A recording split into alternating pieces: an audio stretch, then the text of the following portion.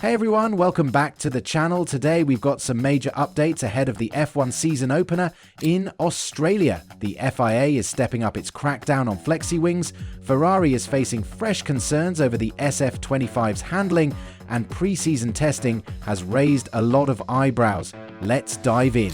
So, the FIA has officially updated TD34, requiring teams to install rearward-facing cameras to monitor rear wing flex. This builds on last year's Belgian Grand Prix directive, but now the focus is entirely on rear wings instead of front wings.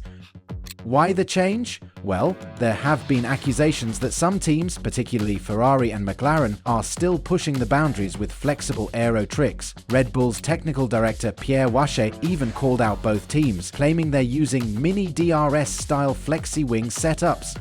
The so-called mini DRS technique allows teams to design rear wings that flex at high speeds, effectively reducing drag and increasing top speed. While the DRS, drag reduction system, is officially allowed and can only be activated in specific zones during a race, teams using flexi wings gain a similar advantage even when DRS is closed. The FIA sees this as an unfair exploitation of the regulations and is now taking stricter measures to clamp down on it.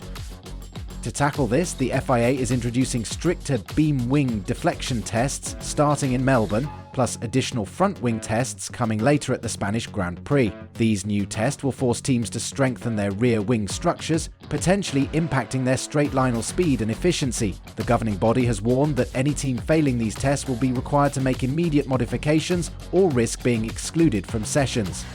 And, just to make sure nothing slips through the cracks, mandatory FIA cameras will now closely monitor rear wing behavior. These cameras will be mounted in fixed positions on all cars, capturing footage in slow motion to detect any excessive movement of the wing elements. This is similar to how the FIA policed flexible front wings in the past, but now the spotlight is entirely on the rear.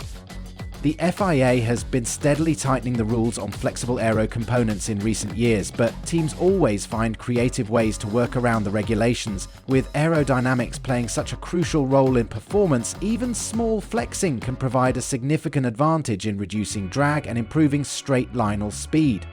The big question now is, will these changes actually level the playing field, or will teams still find ways to work within the grey areas of the rulebook? Red Bull, Ferrari and McLaren all insist their designs are legal, but with FIA's new monitoring measures, we might see teams being forced to make last-minute changes.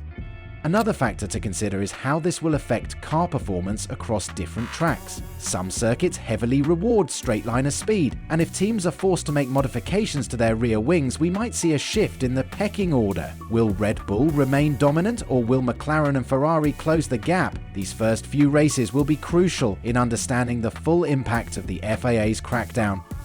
Meanwhile, Ferrari's pre-season test in Bahrain has raised some serious concerns. The SF25, their all-new 2025 contender, is proving to be unpredictable, and that's reportedly shaken Charles Leclerc's confidence heading into the season.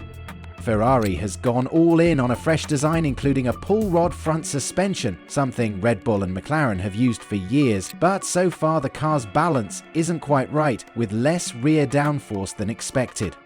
According to Paddock Chatter, Ferrari currently ranks as the fourth best team behind McLaren, Red Bull and Mercedes. That's a worrying sign for a team that was just 14 points away from the Constructors' title last season. The main issue seems to be inconsistency. On some runs the car behaves predictably, but in certain conditions drivers are struggling to get the car to rotate properly into corners. This has led to speculation that Ferrari's new aerodynamic philosophy might not be as effective as they had hoped. Engine performance isn't the problem. The Ferrari power unit remains one of the strongest on the grid. Instead, it's how the car handles mid-corner that's causing frustration. The engineers will be working overtime in the simulator to find a solution before the first race. Another key concern is tyre wear. Reports suggest that Ferrari is suffering from high degradation over long stints, which could severely impact their race pace. In a season where strategy will be more important than ever, Ferrari can't afford to struggle with tyre management if they want to challenge for wins. And what about Lewis Hamilton? The 7-time world champion is still saying all the right things publicly, but onboard footage from testing suggests he's struggling with the car's handling. Alex Brundle pointed out how unstable the SF25 looked during Hamilton's laps, describing it as really nasty to drive. Understeer in key corners and difficulty turning in when the car's tail is to the wind seem to be major issues. Ferrari believes some of the balance problems could be due to Bahrain's unseasonably low temperatures, but they'll need to find a fix fast if they want to be competitive in Melbourne. This isn't the first time Hamilton has had to deal with a challenging car. His experience at Mercedes in 2022 and 2023 showed his ability to adapt. However, this time, he's with a brand new team and expectations are sky high. Can he work with Ferrari's engineers to unlock the SF25's potential, or will this be another difficult season for the Scuderia? One thing's for sure, if Ferrari doesn't resolve these issues quickly, Hamilton's dream move to Ferrari could turn into a nightmare. The pressure is mounting and the world will be watching when the lights go out in Melbourne. Another factor to consider is how Hamilton's feedback will shape Ferrari's development. His experience and technical knowledge are unmatched, and if anyone can help Ferrari turn things around, it's him. But will the team be able to act on his insights quickly enough to make a difference? Another team that may have some problems at the next GP is Red Bull.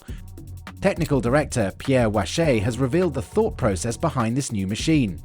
Wache explained that the team has completely re-evaluated the car's design. While the overall concept remains the same, the team has made significant adjustments under the hood. From cooling to suspension to the aero package, nearly every aspect of the car has been modified to achieve the desired characteristic. Wache emphasized that the primary goal was to make the car more malleable, easier for drivers like Max Verstappen to handle, especially during corner entry. One of the biggest challenges with the RB20 was its instability, particularly at slower corners.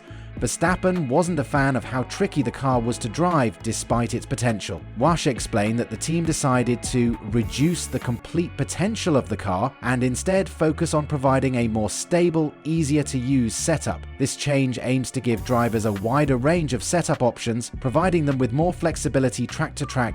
Now, you may remember last season's struggles with correlation issues. These are the challenges teams face when the data from simulations and wind tunnel tests don't perfectly match up with what happens on track. Red Bull, especially with their older wind tunnel, faced a unique challenge in this area.